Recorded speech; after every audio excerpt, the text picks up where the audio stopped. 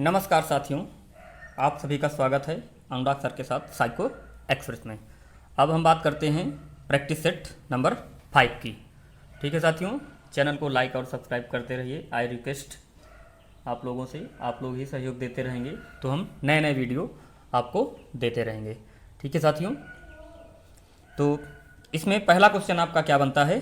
कौशल सीखने की पहली अवस्था है, यानी बालक की सीखने की पहली अवस्था क्या है? बालक पहले किसके माध्यम से सीखता है? पहला है आपका यथार्थता, दूसरा है आपका क्या कल्पनाशीलता, तीसरा है आपका क्या समन्वय, चौथा आपका क्या है अनुकरण, यानी बालक पहले किसके द्वारा सीखता है। ठीक है साथियों, तो बालक की जो सीखने की शुरुआत होती है वो किसके द्वारा होती है? अनुकरण के द्वारा होती है। किसके द्वारा होती है साथियों? अनुकरण के द्वारा होती है। किसके द्वारा होती है साथियों? अनुकरण के द्वारा होती है। ठीक है, उसके बाद चलते हैं क्वेश्चन नंबर सेकंड पे। सेकंड पे क्या कहा गया है कि मानसिक आयु के प्रत्यय का सर्वप्रथम प्रयोग किसने किया था? मानसिक आयु के प्रत्यय का सर्वप्रथम प्रयोग इसके पहले ही आपके उसमें पूछा गया है क्वेश्चन प्रैक्टिस सेट 4 में। ठीक है, तो किसने दिया था? आपके विनय और साइमन ने दिया था। किसने दिया था? विनय और साइमन महोदय ने दिया था। ठीक है साथियों, क्वेश्चन नंबर 3, सीखने का सर्वाधिक उपयुक्त अर्थ है। सीखने का जो सर्वाधिक उपयुक्त अर्थ है वो आपका क्या होगा बताइएगा। पहला ऑप्शन है कौशल अर्जन, बी ऑप्शन है आपका ज्ञानार्जन, सी है व्यवहार में परिवर्जन, डी है आपका वैयक्तिक समायोजन। ठीक है, तो इसमें क्या होता है? सीखने में हमारे व्यवहार में क्या होता है? परिवर्तन होता है। ठीक है तो साथियों, तो क्या होगा? सी ऑप्शन होगा व्यवहार में परिमार्जन। क्या होगा साथियों? व्यवहार में परिमार्जन। ठीक है साथियों, अब चलते हैं क्वेश्चन नंबर 4 की तरफ। क्वेश्चन नंबर 4 क्या कह रहा है साथियों? ठीक है साथियों, क्वेश्चन नंबर 4 क्या कह रहा है? सीखे हुए ज्ञान कौशल या विषय का अन्य परिस्थितियों में उपयोग करने को कहते हैं। सीखे हुए ज्ञान कौशल या विषय का अन्य परिस्थितियों में उपयोग करने को कहते हैं। ठीक है साथियों, पहला ऑप्शन है आपका क्या प्रेरणा, ऑप्शन बी है सीखने का स्थानांतरण, ऑप्शन सी है भग्नाशा, ऑप्शन डी है आपका क्या चिंता। तो बताइएगा साथियों क्या होगा इसमें आपका चौथे का ऑप्शन क्या होगा? बी ऑप्शन होगा सीखने का स्थानांतरण। साथियों क्या होगा इसमें? सीखने का स्थानांतरण। ठीक है साथियों, क्वेश्चन नंबर 5 क्या कह रहा है? सीखना व्यवहार में उत्तरोत्तर सामंजस्य की प्रक्रिया है। सीखना व्यवहार में उत्तरोत्तर सामंजस्य की प्रक्रिया है, यह कथन किसका है? ऑप्शन ए है आपका स्पीयरमैन, ऑप्शन बी है क्रो, ऑप्शन सी है स्किनर, ऑप्शन डी है आपका क्या कोहलर। बताइएगा साथियों, सीखना व्यवहार में उत्तरोत्तर, यानी उत्तरोत्तर के बाद उत्तरोत्तर आ जाए तो हाँ ऑप्शन क्या होगा आपका? स्किनर महोदय का होगा। स्किनर महोदय ने इसके बारे में क्या कही थी? बात कही थी। ठीक है साथियों, क्वेश्चन नंबर 6, पियाजे के अनुसार बालक अमूर्त स्तर पर चिंतन, बौद्धिक क्रियाएं और समस्या समाधान किस अवस्था में करने लगता है? ठीक है साथियों, पियाजे के अनुसार जो बालक होता है अमूर्त स्तर का चिंतन और क्या करता है? समस्या समाधान करने लगता है, किस अवस्था में करता है? ऑप्शन ए है आपका संवेदीगामक अवस्था, ऑप्शन बी है आपका औपचारिक अवस्था, ऑप्शन सी है मूर्त संक्रियात्मक अवस्था, ऑप्शन डी है आपका क्या पूर्व संक्रियात्मक अवस्था। ठीक है साथियों, अमूर्त की बात क्या होती है? आपकी औपचारिक अवस्था में ऐसी बात आएगी। ठीक है साथियों, किसमें आएगी? आपकी औपचारिक अवस्था में आएगी। तो ऑप्शन आपका क्या होगा? 6 क्वेश्चन का आपका ऑप्शन बी होगा। ठीक है साथियों, अब चलते हैं क्वेश्चन नंबर 7 की तरफ। कौन सा सीखना स्थायी होता है? ठीक है साथियों, कौन सा सीखना स्थायी होता है? ऑप्शन ए है आपका रटकर सीखना, ऑप्शन बी है सुनकर सीखना, ऑप्शन सी है समझकर सीखना, ऑप्शन डी है क्या देखकर सीखना। तो बताइएगा साथियों कौन सा ऑप्शन है आपका सही होगा? ऑप्शन ए है रटकर, ऑप्शन बी है सुनकर, ऑप्शन सी है समझकर, ऑप्शन डी है क्या देखकर। ठीक है साथियों, तो कौन सा ज्ञान स्थायी होता है? तो ज्ञान आपका जो स्थायी होगा जिसे हम क्या करेंगे? समझ कर सीखेंगे। जिसे हम क्या करेंगे? समझ कर सीखेंगे, वो ज्ञान आपका क्या होगा? स्थायी होगा। तो इसका ऑप्शन आपका क्या होता है? सी ऑप्शन आता है। ठीक है साथियों, क्वेश्चन नंबर 8 में क्या है? श्रवण बाधित बच्चों को पढ़ाने के लिए क्या प्रयुक्त की जाती है? श्रवण बाधित यानी जो सुनने में अक्षम हो उन बच्चों को अगर पढ़ाना है तो हम किस विधि का प्रयोग यानी किस चीज का प्रयोग करेंगे? ऑप्शन है आपका ब्रेल लिपि का, ऑप्शन बी है आपका सांकेतिक भाषा का, ऑप्शन सी है यंत्र का, ऑप्शन डी है सभी का। बताइएगा श्रवण बाधित बच्चों को पढ़ाने के लिए हम किस भाषा का प्रयोग करेंगे? सांकेतिक भाषा का प्रयोग करेंगे। किसका प्रयोग करेंगे? सांकेतिक भाषा का प्रयोग करेंगे।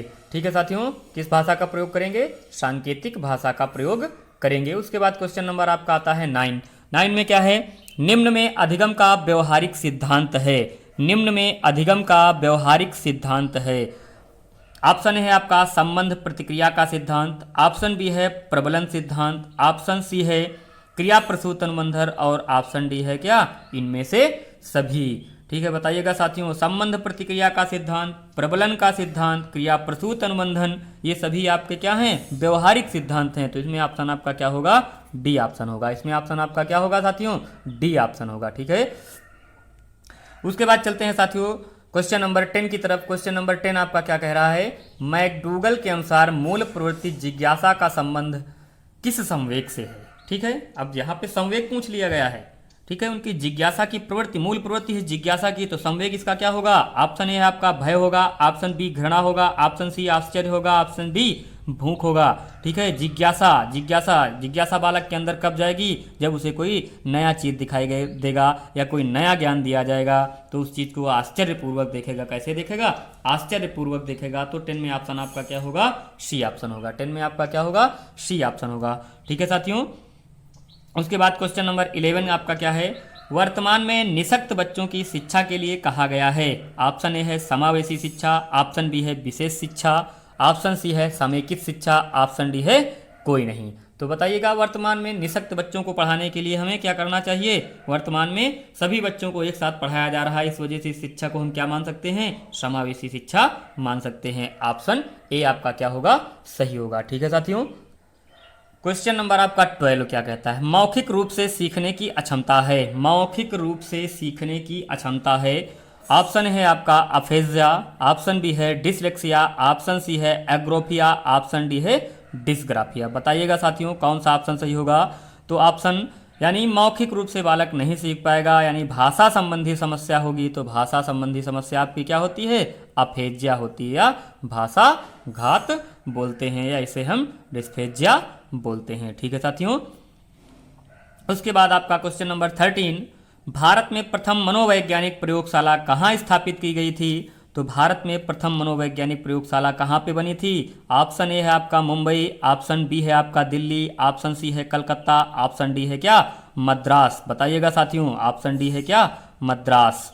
ठीक है, तो मनोवैज्ञानिक प्रयोगशाला कहाँ स्थापित की गई थी साथियों? ऑप्शन सी है आपका क्या कलकत्ता। कलकत्ता में क्या किया गया था? प्रथम मनोवैज्ञानिक प्रयोगशाला बनाई गई थी डॉक्टर एन सेन गुप्ता के द्वारा। ठीक है साथियों, उसके बाद अगला क्वेश्चन आपका आता है क्वेश्चन नंबर 14। 14 में क्या है, सीखने का अंतर्दृष्टि सिद्धांत किसने दिया था? ऑप्शन ए है आपका पावलोव, ऑप्शन बी है थॉर्नडाइक, ऑप्शन सी है कोहलर, ऑप्शन डी है क्या स्किनर। ठीक है साथियों, बताइएगा सीखने का अंतर्दृष्टि सिद्धांत किसने दिया? ऑप्शन ए है पावलोव, ऑप्शन बी है थॉर्नडाइक, ऑप्शन सी है कोहलर, ऑप्शन डी क्या है स्किनर है। तो सीखने का जो अंतर्दृष्टि का सिद्धांत है उसको देने वाले आपके कौन थे? पावलोव महोदय थे। कौन थे साथियों? पावलोव महोदय थे। कौन थे साथियों? पावलोव महोदय थे। ठीक है साथियों, अगला क्वेश्चन आपका आता है क्वेश्चन नंबर 15, राष्ट्रीय दृष्टिबाधित संस्थान स्थित है? राष्ट्रीय दृष्टिबाधित संस्थान स्थित है। ऑप्शन ए है आपका राजस्थान, ऑप्शन बी है देहरादून, ऑप्शन सी है कलकत्ता, ऑप्शन डी है दिल्ली। बताइएगा साथियों, ऑप्शन ए है राजस्थान, ऑप्शन बी है देहरादून, ऑप्शन सी है कलकत्ता, ऑप्शन डी है क्या आपका दिल्ली। राष्ट्रीय दृष्टिबाधित संस्थान स्थित है। क्वेश्चन नंबर 15 बताइएगा भाई, क्वेश्चन नंबर 15, राष्ट्रीय दृष्टिबाधित संस्थान आपका कहाँ पर है? देहरादून में स्थित है। कहाँ पे है? देहरादून में स्थित है। ठीक है साथियों, अब चलते हैं क्वेश्चन नंबर 16 की तरफ। तो क्वेश्चन नंबर 16 आपका क्या कह रहा है, देखिएगा साथियों। क्वेश्चन नंबर 16, पियाजे के अनुसार संज्ञानात्मक विकास की द्वितीय अवस्था है। पियाजे के अनुसार संज्ञानात्मक विकास की दूसरी अवस्था कौन सी है? बताइएगा साथियों, पियाजे के अनुसार संज्ञानात्मक विकास की दूसरी अवस्था कौन सी है? ठीक है, तो पियाजे ने 4 अवस्थाएं बताई थी। पहली संवेदीगामक, दूसरा पूर्व संक्रियात्मक, तीसरा है मूर्त संक्रियात्मक, चौथा है आपका क्या अमूर्त या औपचारिक संक्रियात्मक। तो दूसरी अवस्था की इन्होंने बात की है। तो दूसरी अवस्था में कौन सी होगी? इनकी पूर्व संक्रियात्मक अवस्था होगी। ठीक है साथियों, पूर्व संक्रियात्मक अवस्था आपका ऑप्शन क्या होगा? सी ऑप्शन सही होगा। आपका ऑप्शन क्या सही होगा? सी ऑप्शन सही होगा। ठीक है साथियों, अब चलते हैं क्वेश्चन नंबर 17 की तरफ। 17 आपका क्या कह रहा है, जोन ऑफ प्रॉक्सिमल डेवलपमेंट का प्रत्यय किसने दिया? जोन ऑफ प्रॉक्सिमल डेवलपमेंट का प्रत्यय किसने दिया? यानी यहाँ पे बात किसकी की जा रही है? जेड पी डी की बात की जा रही है, जोन ऑफ प्रॉक्सिमल डेवलपमेंट। जानते हैं जोन ऑफ प्रॉक्सिमल डेवलपमेंट देने वाले आपके कौन हैं? वाइगोत्स्की महोदय हैं। कौन से महोदय हैं? वाइगोत्स्की महोदय हैं। ठीक है साथियों, अब चलते हैं क्वेश्चन नंबर 18 की तरफ। ठीक है साथियों, किसकी तरफ? क्वेश्चन नंबर 18 की तरफ चल रहे हैं। ठीक है साथियों, क्वेश्चन नंबर 18, गोलमैन निम्न में से किससे संबंधित हैं? गोलमैन निम्न में से किससे संबंधित हैं? ऑप्शन ए है आपका सामाजिक बुद्धि, ऑप्शन ए है आपका क्या? सामाजिक बुद्धि, ऑप्शन बी है आपका संवेगात्मक बुद्धि, ऑप्शन डी है आपका सामान्य बुद्धि, ऑप्शन डी है आपका आध्यात्मिक बुद्धि। गोलमैन किससे संबंधित हैं? बताइएगा साथियों, गोलमैन निम्न में से किससे संबंधित हैं? तो ऑप्शन बी आपका सही होगा। किससे? संवेगात्मक बुद्धि से। संवेगात्मक बुद्धि के बारे में किसने बताया था? डेनियल गोलमैन ने बताया था। ठीक है साथियों, क्वेश्चन नंबर 19, समस्या समाधान में लक्ष्य प्रवणता के संप्रत्यय को किसने प्रस्तावित किया था? समस्या समाधान में लक्ष्य प्रवणता के संप्रत्यय को किसने प्रस्तावित किया था? बताइएगा साथियों, क्वेश्चन नंबर 19 में समस्या समाधान में लक्ष्य प्रवणता के बारे में बताने वाले कौन थे आपके? कोहलर महोदय थे, या हल महोदय थे, या केंडलर महोदय थे, या पावलोव महोदय थे? बताइएगा साथियों, समस्या समाधान जहां पे आती है वहां पे कौन होते हैं आपके? कोहलर महोदय होते हैं। कौन होंगे? कोहलर महोदय ने इसके बारे में क्या किया था? बताया था।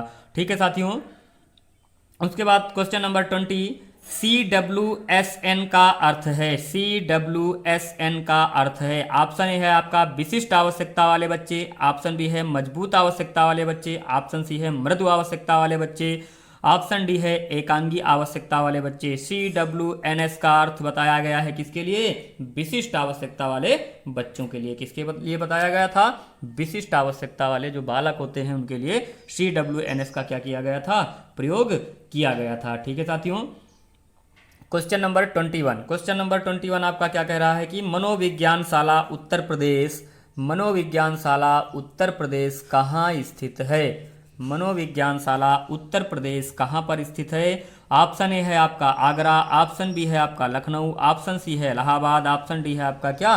वाराणसी। बताइएगा साथियों, मनोविज्ञानशाला उत्तर प्रदेश कहाँ पे है? आपका इलाहाबाद में है। मनोविज्ञानशाला आपकी कहाँ पे है? इलाहाबाद में है। ठीक है साथियों, अगला क्वेश्चन है आपका क्वेश्चन नंबर 22, इसमें कहा गया है जो संबंध स्किनर का चूहों से एवं थॉर्नडाइक का बिल्ली से था वही संबंध कोहलर का किससे था? ठीक है, जो संबंध स्किनर का चूहों से एवं थॉर्नडाइक का बिल्ली से था वही संबंध कोहलर का किससे था? तो ऑप्शन ए है आपका बंदरों से, ऑप्शन बी है कुत्तों से, ऑप्शन सी है खरगोश से, ऑप्शन डी है किससे? वन मानुषों से। बताइएगा साथियों, किससे संबंध था इनका? वन मानुषों से था। किससे संबंध था? वन मानुषों से था। ऑप्शन आपका क्या सही हो रहा है इसमें? डी ऑप्शन सही हो रहा है। ठीक है साथियों, अब चलते हैं क्वेश्चन नंबर 23 की तरफ।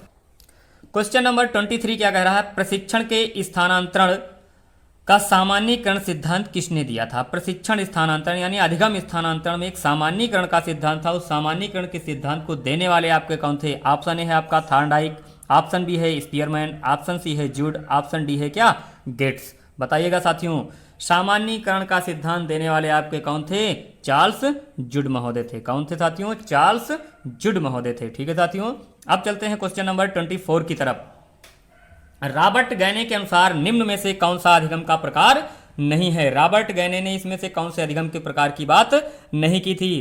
पहला ऑप्शन है आपका संकेत अधिगम, दूसरा ऑप्शन है आपका प्रत्यय अधिगम, तीसरा ऑप्शन है आपका अंतर्दृष्टि अधिगम, चौथा ऑप्शन है आपका उद्दीपन अनुक्रिया अधिगम। बताइएगा साथियों, तो रॉबर्ट गैने ने संकेत अधिगम के बारे में बताया, प्रत्यय अधिगम के बारे में बताया और उद्दीपन अनुक्रिया के बारे में बताया, लेकिन अंतर्दृष्टि के बारे में उन्होंने कोई बात नहीं की है। तो ऑप्शन 24 का कौन सा सही हो रहा है? ऑप्शन सी सही हो रहा है। कौन सा ऑप्शन? ऑप्शन सी सही हो रहा है। अंतर्दृष्टि के बारे में बताने वाले आपके कोहलर महोदय थे। कौन थे?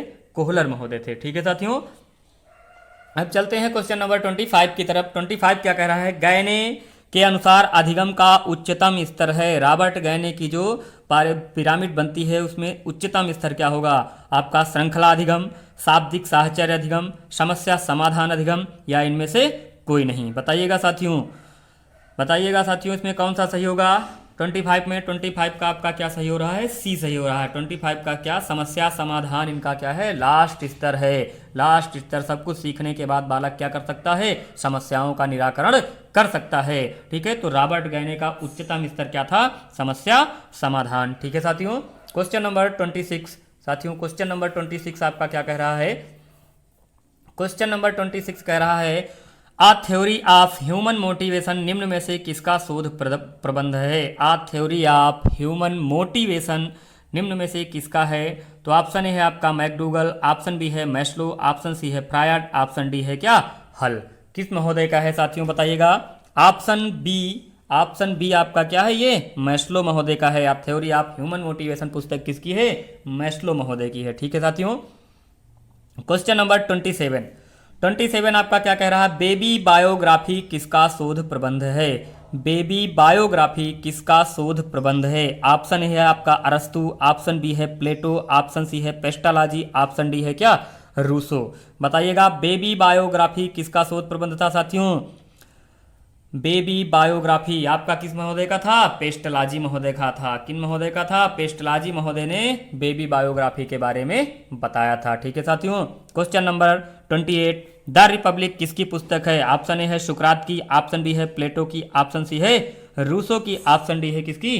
पेस्टलाजी की। बताइएगा साथियों किसकी पुस्तक है? द रिपब्लिक किसकी पुस्तक है? सुकरात की है, प्लेटो की है, रूसो की है या पेस्टलाजी की है? ठीक है, तो द रिपब्लिक आपकी क्या प्लेटो महोदय की पुस्तक है। किसकी है? प्लेटो महोदय की पुस्तक है। ठीक है साथियों, द रिपब्लिक किसकी पुस्तक है? प्लेटो महोदय की पुस्तक है। अब बात करते हैं क्वेश्चन नंबर 29 की। 29 में क्या कहा गया? वय संधिकाल किस अवस्था को कहते हैं? वय संधिकाल कौन सा काल? वय संधिकाल किस अवस्था को कहते हैं? ऑप्शन ए है शैशवावस्था, ऑप्शन बी है बाल्यावस्था, ऑप्शन सी है किशोरावस्था, ऑप्शन डी है इनमें से कोई नहीं। ठीक है, बताइएगा वय संधिकाल का जो समय होता है वो क्या होता है आपका? किशोरावस्था होता है। बाल्यावस्था और किशोरावस्था के बीच के समय को हम क्या कहते हैं? वय संधिकाल कहते हैं। ठीक है साथियों। क्वेश्चन नंबर 30 में भाषा अधिगम का सही क्रम क्या है? भाषा अधिगम का सही क्रम क्या है? RL, SW, WR, LS।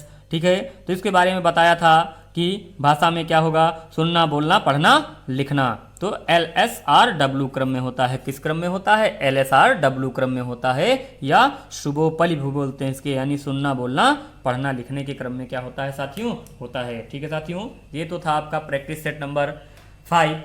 ठीक है साथियों, प्रैक्टिस सेट नंबर 5 था। ठीक है, इस प्रकार के क्वेश्चन आपके यहाँ एग्जाम में आ सकते हैं, तो इसको एक बार जरूर देख लेना। ठीक है साथियों, बाकी चैनल को लाइक और सब्सक्राइब करते रहें। ठीक है साथियों, जिससे नए नए वीडियो हम आप लोगों को देते रहें। ठीक है साथियों, धन्यवाद। जय हिंद, जय भारत। अब आते हैं, मिलते हैं प्रैक्टिस सेट के साथ अगले 6 नंबर से। ठीक है साथियों।